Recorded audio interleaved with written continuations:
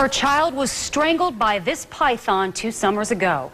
Today, a judge sentenced a mother and her boyfriend both to 12 years in prison for the little girl's death. Our Eric Waxler is live in Bushnell. And Eric, I understand one of the defense attorneys felt that this sentence was a little harsh. Yeah, she says because of all the outrage that followed the Casey Anthony not guilty verdict just a week before this trial, that the two defendants here, Charles Darnell and Jaron Hale, they felt the backlash.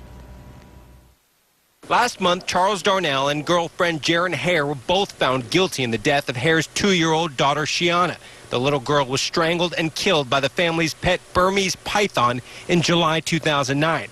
Today, despite pleas for mercy from family members, they were both sentenced to 12 years in prison.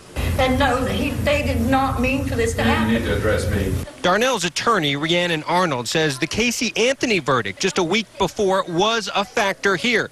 She says she was not allowed to ask jurors if the not guilty decision in Orlando was on their mind.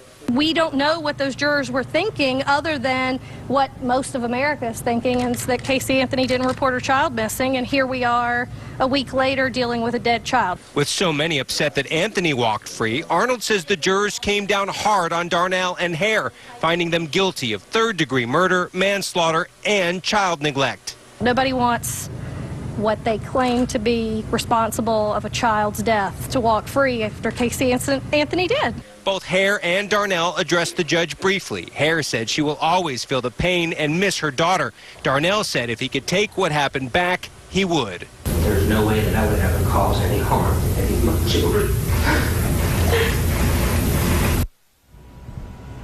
An appeal is planned. The couple could have been sentenced to 45 years instead of the 12 they got. And one side note to this story, the two had another child, a child together, a little girl shortly after Shiana's death.